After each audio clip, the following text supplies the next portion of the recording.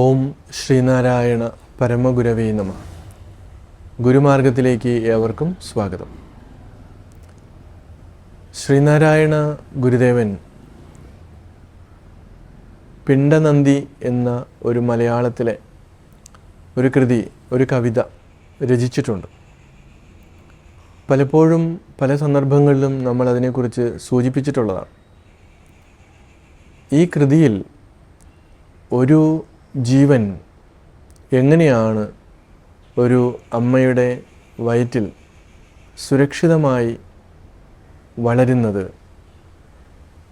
ഗുരു വളരെ മനോഹരമായി ആ കൃതിയിൽ അത് സൂചിപ്പിക്കുകയാണ്. 4-5 മാസം ഒരുപോൽ നയനങ്ങൾ വെച്ച് കാലൻ്റെ കയ്യിൽ അകപ്പെടാതെ വളർത്തി നീയെ എന്ന് ഗുരു പറയുകയാണ്. ഇപ്പം 4-5 മാസം കൊണ്ടാണ് ഒരു കുഞ്ഞിൻ്റെ വളർച്ച ഗർഭാശയത്തിൽ പൂർണ്ണമാകുന്നത്. അവിടെ വെച്ച് എന്തും സംഭവിക്കാം. അതുകൊണ്ട് പറയുകയാണ്, കാലൻ്റെ കയ്യിൽ അകപ്പെടാതെ. കാരണം മരണദേവതയാണ് കാലൻ. അപ്പോൾ ഈ ഗർഭാവസ്ഥയിൽ ഗർഭപാത്രത്തിൽ വളരുന്ന കുഞ്ഞ് മരിച്ചു പോകാതെ അതിനെ സംരക്ഷിക്കുന്നത് ആ പരമ്പൊരുളാണ്, ശംഭുവാണ് എന്നിവിടെ ഗുരു പറയുകയാണ്. അപ്പോൾ ഇവിടെ ഏറ്റവും ലളിതമായി നമ്മൾ മനസ്സിലാക്കേണ്ട ഒരു കാര്യം, മനുഷ്യൻ്റെ പരിമിതികൾക്ക് അതിനെ അർഹിക്കുന്ന രീതിയിൽ അത് ഉൾക്കൊണ്ടുകൊണ്ട് നമ്മൾ പെരുമാറണമെന്നുള്ളതാണ്. കഴിഞ്ഞ ദിവസം ഒരു വളരെ ഗഹനമായ ചർച്ചകൾ അലോപ്പതി ഫീൽഡിലുള്ളവരും ആയുർവേദത്തിലുള്ളവരും ഒക്കെ തമ്മിൽ ചർച്ചകൾ നടക്കുന്നത് ശ്രദ്ധയിൽപ്പെട്ടിരുന്നു. അപ്പോൾ വളരെ കുറച്ച് സമയത്തെ മാത്രം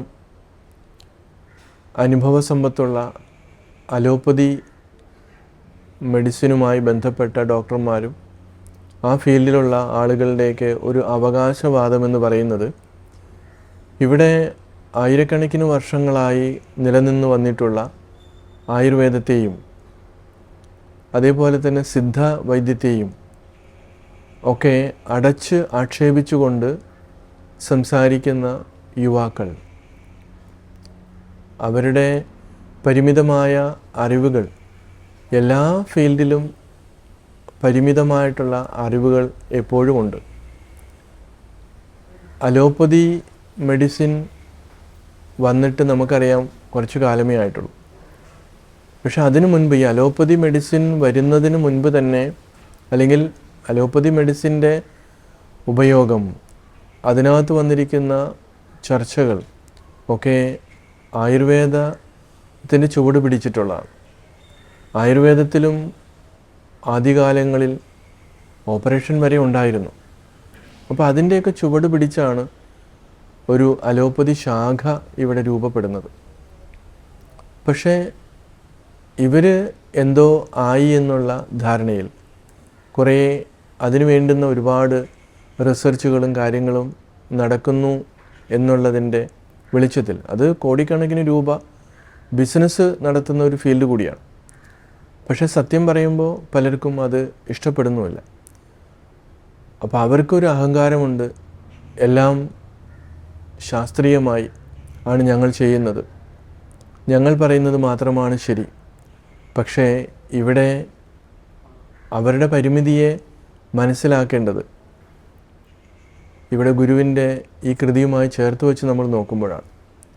ഗുരുക്കന്മാർ, മഹർഷിമാരൊക്കെയാണ് അലോപ്പതി, ആയുർവേദം ചികിത്സ, ആയുർവേദവും സിദ്ധയുമൊക്കെ അതിന് ഇന്ന് കാണുന്ന രീതിയിൽ ഏതസുഖങ്ങൾക്കും ഒരു പരിഹാരം നൽകിയിട്ടുള്ളത്. അപ്പോൾ പുറത്തുള്ള ഏത് വൈദ്യനായാലും, അലോപ്പതി ആയാലും ആയുർവേദമായാലും സിദ്ധയായാലും ഏത് വൈദ്യന്മാരും അവരുടെ പരിമിതിയുണ്ട്. അവർക്ക് ബാഹ്യമായിട്ടുള്ള ഉപകരണങ്ങൾ കൊണ്ട് കണ്ടെത്താവുന്ന, സംരക്ഷിക്കാവുന്ന തലമുണ്ട്. അതിൻ്റെ അപ്പുറത്താണ് ഈശ്വര കാരുണ്യം കൊണ്ട് ഇവിടെ വളരുന്നത് എന്ന് ഗുരു വളരെ ലളിതമായിട്ട് പറയുകയാണ്. അപ്പോൾ തീർച്ചയായിട്ടും നമ്മുടെയൊക്കെ അഹങ്കാരം നമ്മൾ മാറ്റിവെച്ചുകൊണ്ട് ലാളിത്യത്തിൻ്റെ ഒരു തലത്തിലേക്ക് ഇറങ്ങി വരണം.